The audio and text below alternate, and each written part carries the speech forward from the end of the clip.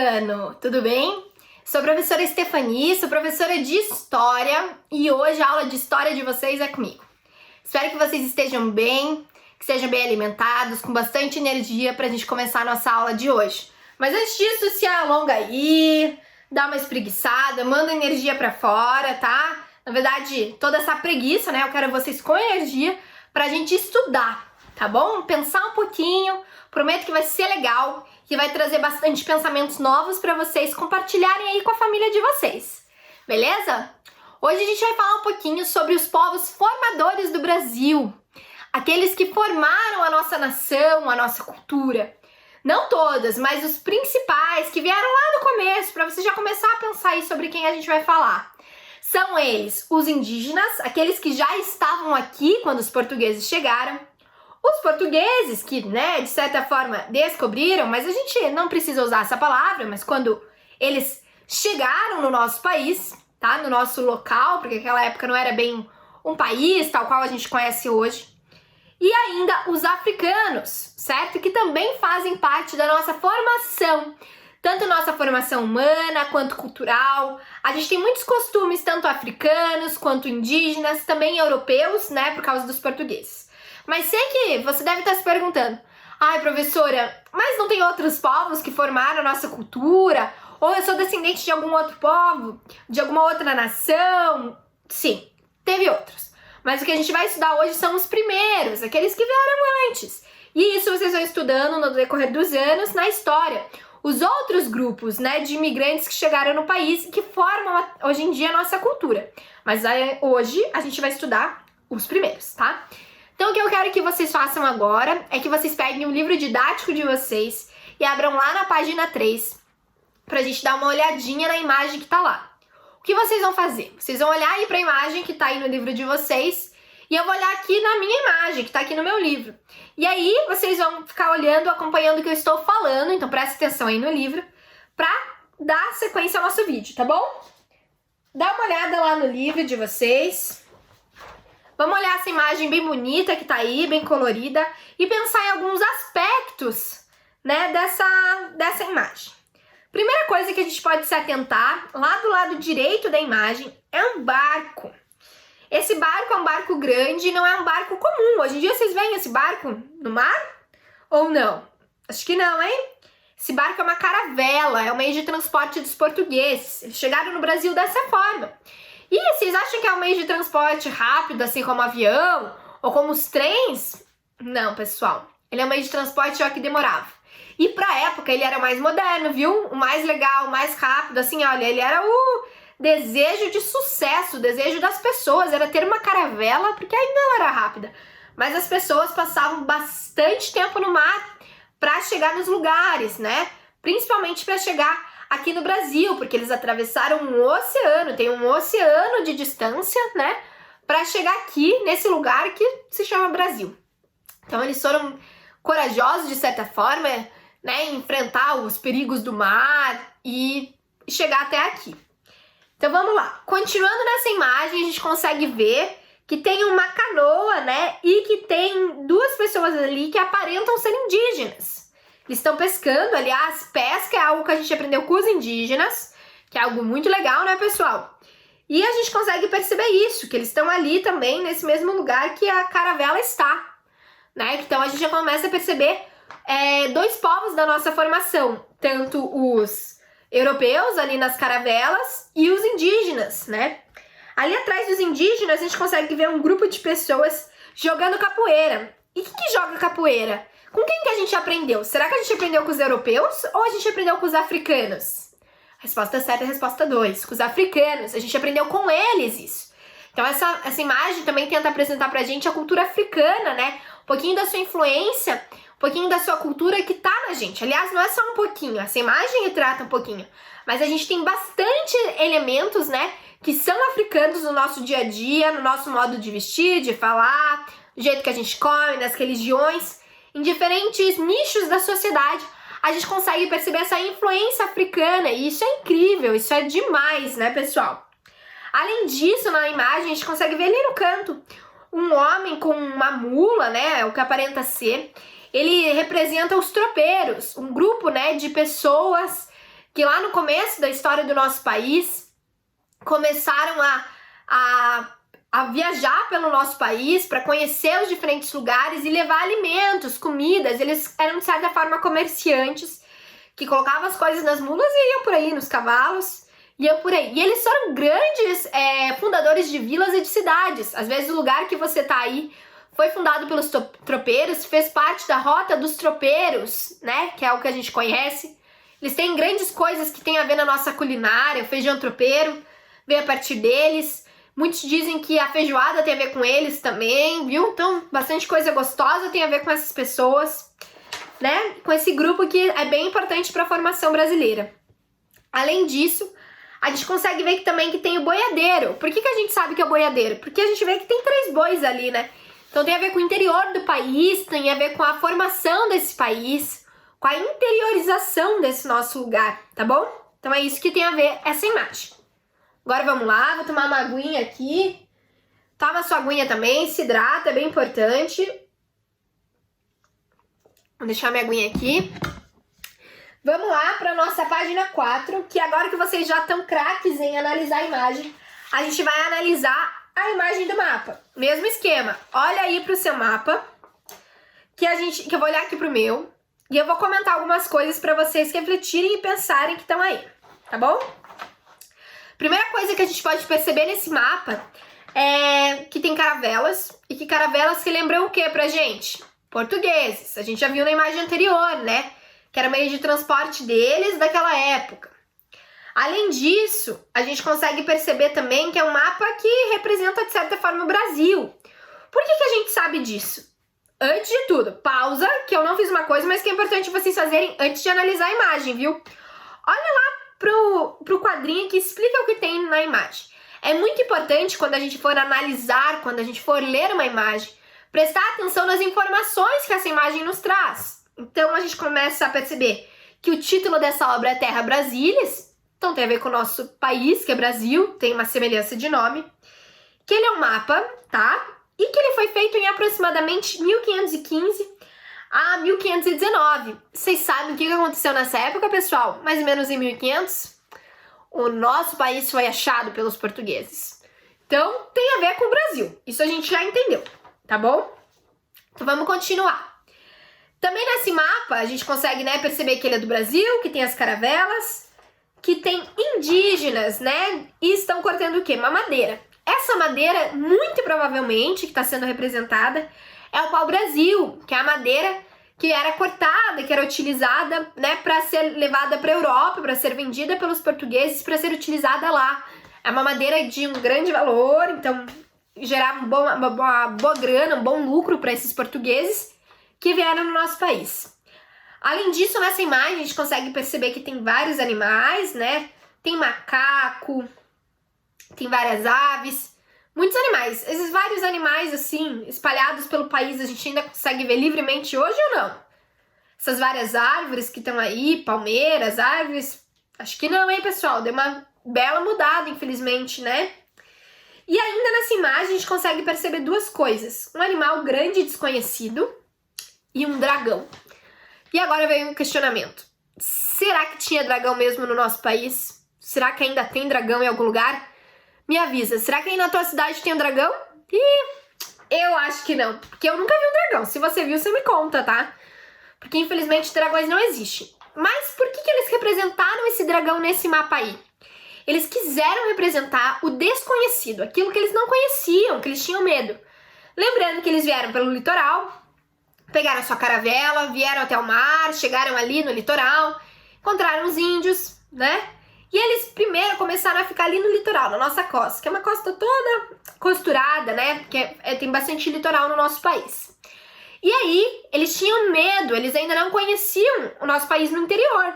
Então, de certa forma, desculpa, eles representavam esse nosso interior com o desconhecido. E esse desconhecido pode ser representado pelos dragões, né? Ou pelo dragão, pelo medo de um animal que eles nunca viram e que eles tinham medo, né? Porque, pessoal, eu teria medo se eu visse um dragão ou se eu imaginasse que tem um dragão aqui no nosso país. Fala bem a verdade. Então, agora que vocês já deram uma olhada nesse mapa, já estão começando a refletir, colocar os neurônios aí para trabalhar, a gente vai agora fazer as perguntas que estão ali embaixo, que tem a ver com esse mapa. Mas vocês já estão craques, porque a gente analisou isso aqui juntos. Então vamos lá? Respira aí, dá mais uma alongada. Vamos lá, isso. Respira e vamos.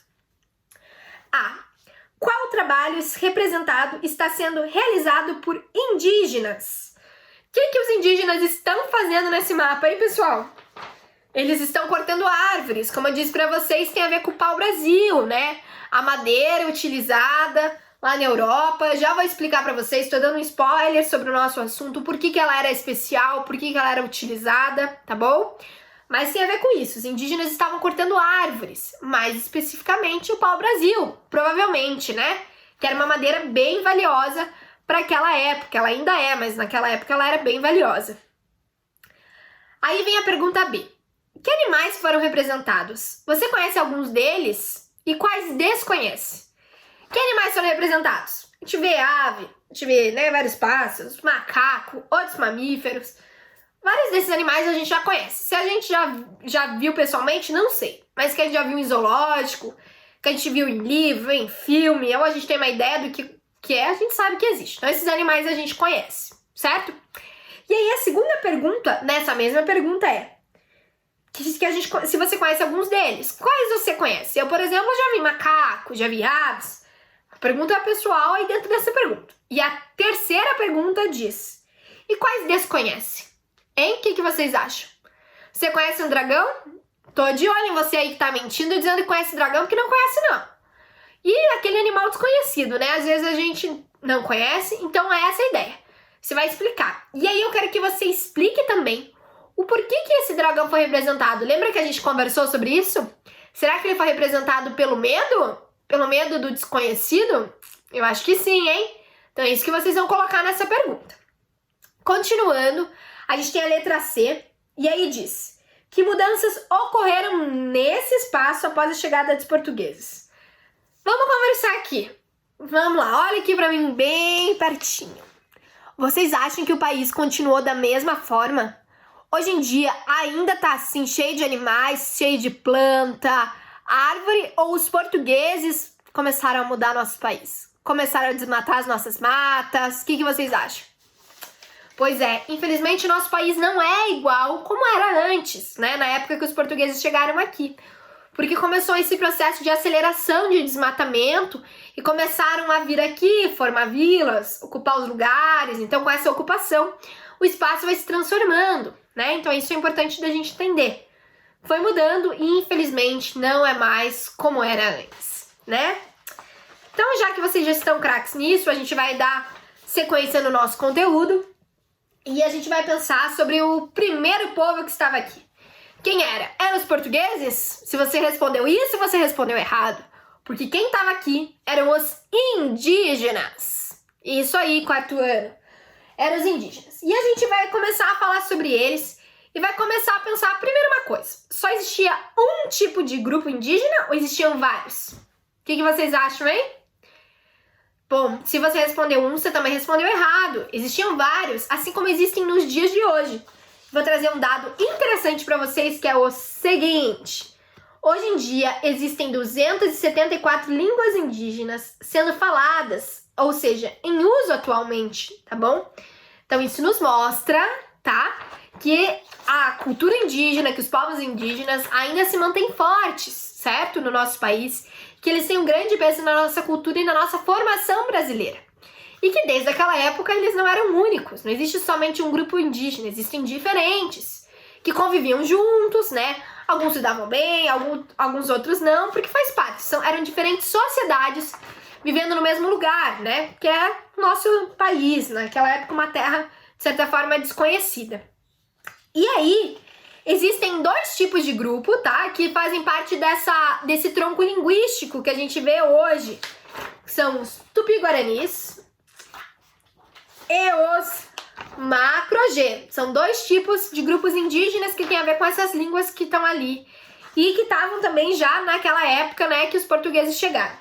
Então é importante a gente pensar que os tupi-guaranis, eles ficavam no litoral do país, tá bom? Frequentavam esse litoral. Moravam nesse litoral, provavelmente. tá? E que o macro G, ficava lá no interior.